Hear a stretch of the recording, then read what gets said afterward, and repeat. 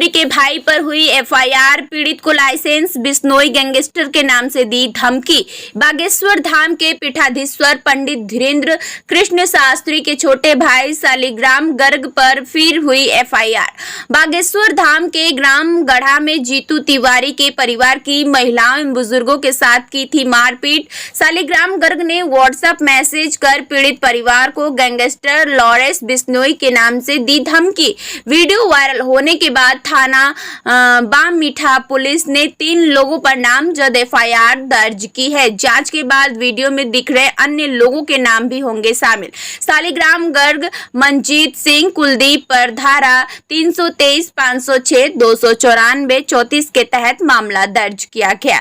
वहीं पत्रकारों के सवालों पर श्री शास्त्री ने भाई का साथ न देकर कानून का साथ देने की बात कही। स्टार न्यूज़ प्लस के लिए मध्य प्रदेश के छतरपुर से डायरेक्टर आर.के. शर्मा की रिपोर्ट। छतरपुर जिले का पुलिस प्रशासन भी फूंक फूंक कर कदम रख रहा है। कल इस मामले में जहां 3 लोगों पर मामला दर्ज कर लिया गया था, वहीं आज इस मामले में लॉरेंस बिश्नोई की एंट्री होने के बाद पुलिस भी चौंक गई है। छतरपुर के पुलिस अधीक्षक ने मीडिया को संबोधित करते हुए कहा कि स्क्रीनशॉट की जांच कराई जा रही है। अगर यह सत्य होता है तो बागेश्वर धाम के संत धीरेन्द्र के छोटे भाई पर मामला दर्ज किया जाएगा। शाम होते होते शनिवार को बागेश्वर धाम के संत और धीरेन्द्र कृष्ण शास्त्री का एक वीडियो संदेश भी सोशल मीडिया पर आया है, जिसमें उन्होंने कहा कि भारत में कानून है और हम कानून के साथ खड़े हैं। लेकिन सवाल खड़ा यहां पर एक होता है कि धीरेन्द्र शास्त्री के छोटे भाई द्वारा जब एक दलित के परिवार के साथ मारपीट और धमकी दी गई थी, तब भी उन्होंने एक वीडियो संदेश जारी किया था और इसी तरह के शायद कुछ शब्द बोले थे।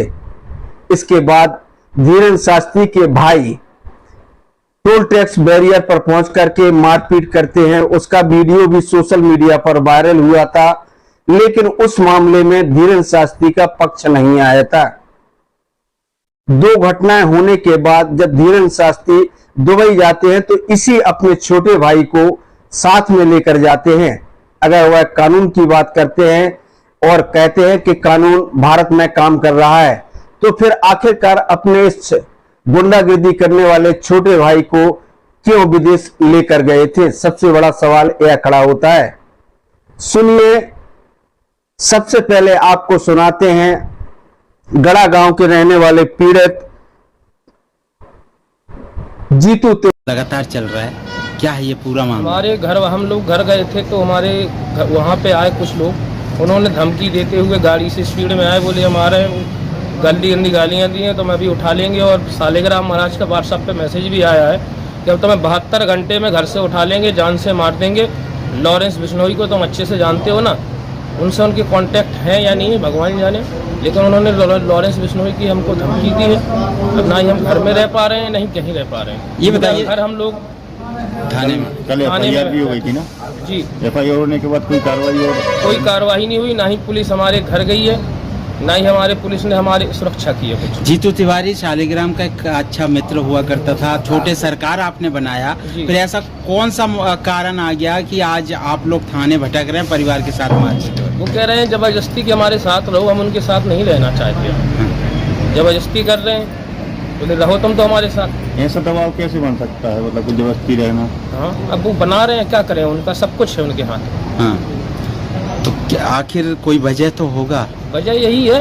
हाँ, क्योंकि वो कह रहे थे कि तो हमारी बात यहाँ से वहाँ लीक करते हो। हमने कहा हमारी कॉल डिटेल निकालो, उन्होंने कॉल डिटेल निकाली, उसमें कुछ नहीं निकला। वो कह रहे हैं कि अब ठीक है, अब कुछ नहीं निकला, तुम आ जाओ हमारे साथ रहो। उनके वैसा कैसे, एक बार आपने हमें निकाल दिया, अब कह रहे हो दोबारा आओ।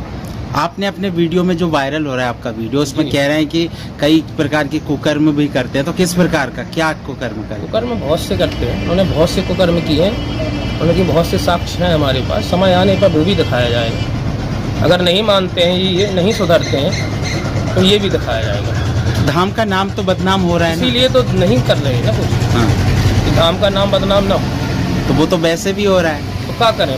धीरेन्द्र कृष्ण शास्त्री खुद उनको सपोर्ट करते हैं। उनके घर गए थे हम, उनसे मिलने गए थे, वहाँ की सीसीटीवी फुटेज निकालो, 4 घंटे बैठे रहे उनसे मिलने के लिए। इसके बाद वो मिले हम। सबसे पहले धमकी कब मिली थी आपको? परसों मिली थी हमें रात। तो उसके बाद आपने धीरेन्द्र कृष्ण शास्त्री महाराज जी के यहाँ गए, 4 घंटे उनके यहाँ बैठे रहे। इसके बाद वो मिले, उन्होंने कहा कि वो पागल हो चुका है, उससे दूर रहो, वो मार भी सकता है तुम्हें, कुछ भी कर सकता है। तो हमने उनसे कहा कि कहाँ जाएं हम, आप बताओ।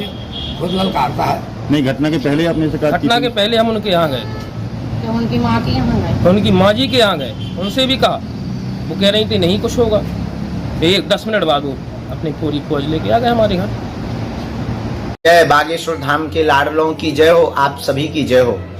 एक पिता के विपुल कुमारा, पृथक पृथक गुणशील अपारा। रामचरितमानस में गोस्वामी जी कहते हैं कि एक पिता के अनेक पुत्र होते हैं, उनके सभी गुण अलग अलग होते हैं। हम अपने भाई के इस व्यवहार से, इस प्रकार के वर्ताव से बिल्कुल भी प्रसन्न नहीं है और हमारा मन क्षुब्ध भी है, हमारा मन बहुत ज्यादा पीड़ा में भी है।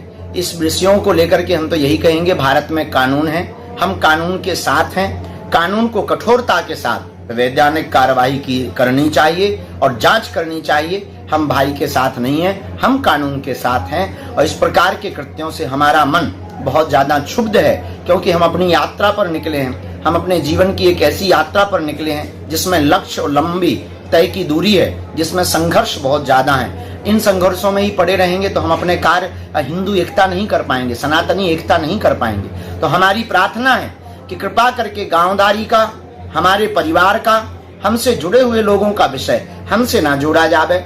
उनके गुण, उनके कर्म, सबके अपने अपने कर्म को भोगना पड़ता है, वो पाएंगे और हम तो कानून के साथ हैं। कानून इस पर कठोर कार्रवाई करे। हम अपने मार्ग में अनवरत जब तक हमारे तन में प्राण रहेंगे, बागेश्वर धाम के पागलों के लिए, सनातन के लिए, अपने प्रियजनों के लिए और बालाजी की सेवा के लिए हम अपना जीवन कभी भी यत्र तत्र नहीं करेंगे। हम कानून के साथ हैं। प्रशासन को हमारा कहना है कि आप पूर्ण रूप से जांच करके कठोर कार्रवाई करें, हमारा आपके साथ है। धन्यवाद। क्या पूरा मामला है? ये इस प्रकार का एक स्क्रीनशॉट संज्ञान में आया है, तो उसकी पूरी जांच की जा रही है और जांच के बाद अग्रिम कार्रवाई की जाएगी। सर, कल मारपीट की शिकायत हुई थी, उनका आरोप है कि पुलिस ने वैधानिक कार्रवाई नहीं की है, अन्य धाराएं भी नहीं लगाई जो लगना चाहिए थी कल उसने की। कल जो वीडियो और जो फरियादी थे उनके कथनों के आधार पर FIR हुई है, उसमें सुसंगत धाराएं लगाई गई हैं और चूंकि अभी इन्वेस्टिगेशन में है तो आने वाले समय में यदि अन्य साक्ष्य भी सामने आएंगे तो उस प्रकार की धाराएं और उस प्रकार की वैधानिक कार्रवाई की जाएगी। सर, लॉरेंस बिश्नोई गैंग की भी अब इसमें एंट्री होगी बागेश्वर धाम में? जैसा कि मैंने बताया, स्क्रीनशॉट ये सामने आया है, लेकिन उसमें पूर्ण रूप से साइबर एवं अन्य तरीके से जांच किया जाना आवश्यक है। उसके बाद कार्रवाई इसमें करेंगे। कोई टीम बनाई जा रही है? इसमें हमारी बमीठा थाना की टीम, सब डिवीज़न के जो अधिकारी हैं SDOP खजुराहो, उनके साथ लगे हैं पूर्ण रूप से क्षेत्र में और